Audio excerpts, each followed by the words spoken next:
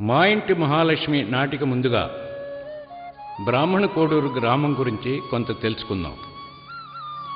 బ్రహ్మజ్ఞానపరులైన బ్రాహ్మణులు అయిన ఈ కుటుంబానికి కీర్తి శకం 1364వ సంవత్సరంలో శ్రీ మాధవపెద్ది నాగేశ్వర శాస్త్రి గారికి అలనాటి కొండవీటి రెడ్డి రాజుగారైన అనవేమారెడ్డి గారు అగ్రహారంగా శాస్త్రి గారి పాండిత్యానికి మెచ్చి బహూకరించిన అగ్రహార గ్రామం ఇది. కోడు అనగా వరద ప్రాంతం అని అర్థం. కోడు ప్రక్కన ఉన్న బ్రాహ్మణులు స్థిరపడిన గ్రామం కాబట్టి బ్రాహ్మణ కోడూరు అనే పేరుతో అవతరించి ప్రసిద్ధి చెందింది. దీనికి ముందుగా ఈ గ్రామాన్ని గొల్లల కోడూరు అని కూడా పిలిచేవారు. మొదటగా ఈ గ్రామానికి మంచాళ అగ్రహారీకులైన శిష్లా వారి ఆహ్వానంపై నెల్లూరు రాజుల ఆస్థాన పండితులైన మాధవపెద్ది నాగేశ్వర శాస్త్రి గారు కుటుంబంతో తరలి వచ్చి స్థిరపడ్డారు పడమటి వైపున. అలాగే శివలింగ ప్రతిష్ఠ చేసి తూర్పు వైపున రామినేని వారు నివాసం ఏర్పాటు చేసుకున్నారు. ఈ విధంగా మాధవపెద్దివారు రామినేని వారు ఈ గ్రామంలో పడమర తూర్పు దిక్కులలో వారి జీవితాన్ని ప్రారంభించారు. నెమ్మదిగా కాలక్రమేణా బ్రాహ్మణులైన శిష్లావారు, గుంటూరువారు, సుసర్లవారు, నోరివారు, పిల్లలమర్రివారు, కంచిబొట్లవారు, గొళ్లపల్లివారు, మక్కపాటివారు, ఇంటూరివారు, చావలివారు, ఎడ్లపల్లివారు, దాసరివారు, మిగతా కులాల వారైన ఉప్పలవారు ఈ ఊరికి వచ్చి నివాసం ఏర్పాటు చేసుకున్నారు. అలాగే వైశ్యులు మధ్యవారు కూడా వచ్చారు. సంగా కుటుంబీకులు మాధవపెద్ది వారి వంశంలోని ఒక భాగంగా విడిపోయారు. ముజాఫర్లు కూడా వచ్చి చేరారు. ఈ విధంగా ఆనాడు 13 కులాల వారు ఈ గ్రామానికి వచ్చి స్థిరపడ్డారు. ఈ గ్రామ ప్రత్యేకత ఏమిటంటే అన్ని కులాల వారు, అన్ని వర్గాల వారు, అన్ని మతాల వారు, అన్ని వర్ణాల వారు ఒకే కుటుంబం మాదిరిగా మెలుగుతారు. ఈనాటికి ప్రేమలు, ఆప్యాయతలు వారి జీవనానికి పునాది.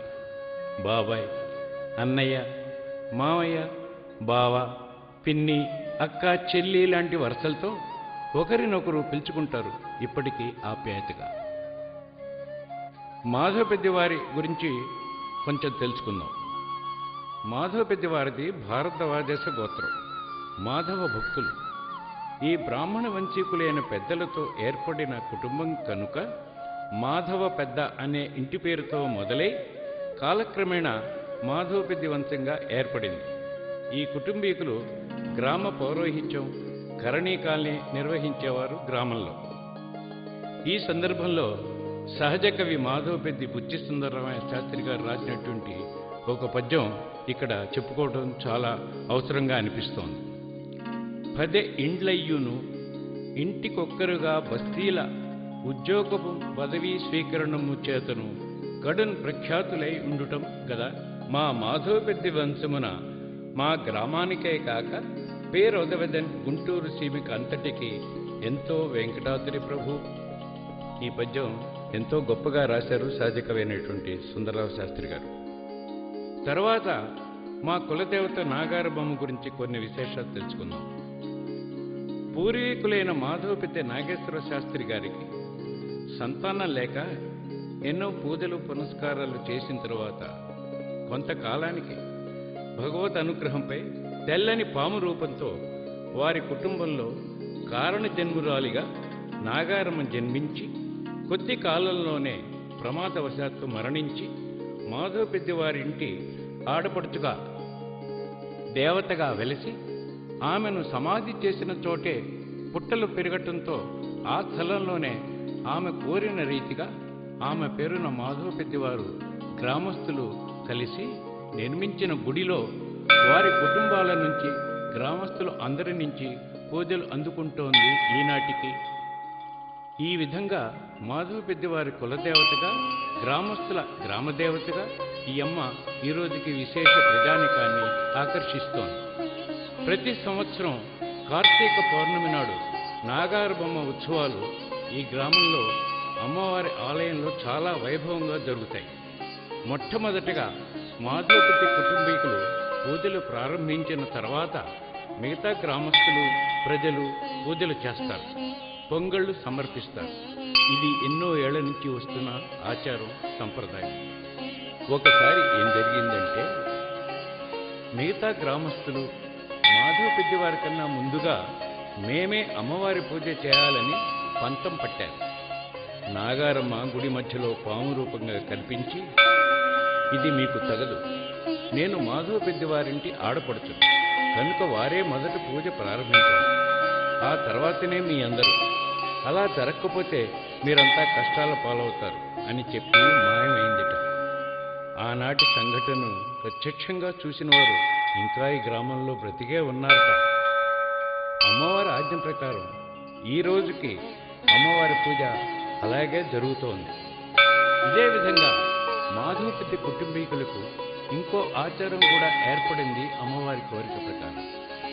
అదేమిటంటే, ఈ కుటుంబంలో జన్మించిన తొలి సంతానానికి నాగశబ్దంతో కలిపి నాగేశ్వరరావు అని కానీ నాగలక్ష్మి అని కానీ పేరు పెట్టడం ఈనాటికి ఆనవాయితీగా జరుగుతూనే ఉంది. అలాగే ఈ కుటుంబంలోని వారికి పెళ్లిళ్లు జరగగానే నూతన దంపతులతో బ్రాహ్మణ కోడూరు వచ్చి నాగార బొమ్మ గుడిలో పసుపు కుంకుమలతో పూజలు చేయడం ఇంకా ఆగకుండా జరుగుతూనే ఉంది ఇన్నేళ్లైనా. ఈనాటికి ఈ ఆలయ ప్రధాన అర్చకులు కుమ్మరి కులం వారు, వారి దగ్గరే గుడి తాళాలుంటాయి. మరొక వింతైన విశేషం ఏమిటంటే, ఆంధ్రుల ఆరాధ్య దైవమైన శ్రీ వెంకటేశ్వర స్వామి వారి ఆలయ తాళాలు కుమ్మరి కులం వారి దగ్గరే ఉంటాయట. అదేవిధంగా స్వామివారిది భారద్వాజ గోత్రమే. మాధవ పెద్ది వారిది అదే గోత్రంతో ఈ కుటుంబానికి ఇలా అవినాభావ సంబంధం ఏర్పడింది. అంతా స్వామివారి దయ, కృప, అనుగ్రహం. మరొక వింత ఏమిటంటే, ఈ కుటుంబీకులు చాలామంది షిర్డీ బాబా వారి భక్తులు కూడా. స్వామివారి, బాబావారి చిత్రపటాల్ని ఇళ్లల్లో పెట్టుకుని పూజిస్తూ ఉంటారు. ఈ విధంగా బాబావారి, స్వామివారి అనుగ్రహం ఉంది వీరికి. మాధవ పెద్దివారి ఇష్టదైవం వేణుగోపాల స్వామివారు. ఈ స్వామివారి ఆలయం ఈనాటికి చెక్కు చెదరకుండా ఈ గ్రామంలో ఉంది. అలాగే మాధవ పెద్దివారు మిగతా వారు కలిసి నిర్మించిన ఈ గ్రామ గోఖలే జాతీయ పాఠశాల దినదినాభివృద్ధి చెందుతూనే ఉంది. ఈ పాఠశాలలో చదివిన ఆనాటి విద్యార్థులు దేశ విదేశాలలో విజయ దుందుబులు మ్రోగించారు, అంతర్జాతీయ ఖ్యాతిని ఆర్జించారు. స్వాతంత్ర్య పోరాటంలో పాల్గొన్న శ్రీ మల్లాది దేవేంద్ర భాగవతార్ ఈ ఊరి పాఠశాలలో ప్రధాన ఉపాధ్యాయులుగా పనిచేశారు. మాధవపెద్ది లక్ష్మీ నరసయ్య గారు కూడా స్వాతంత్ర్య పోరాటంలో జైలు పాలయ్యారు. ఇలాగా ఈ గ్రామం నుంచి ఎంతోమంది యోధులు స్వాతంత్ర పోరాటంలో పాల్గొని జైలుకు వెళ్ళారు. ఈ గ్రామంలోని విశేషాలు అన్నీ నిజంగా చరిత్రలోని నగ్న సత్యాలే. ఇలాగే ఈ గ్రామానికి రామినేని వారు, దాసరి వారు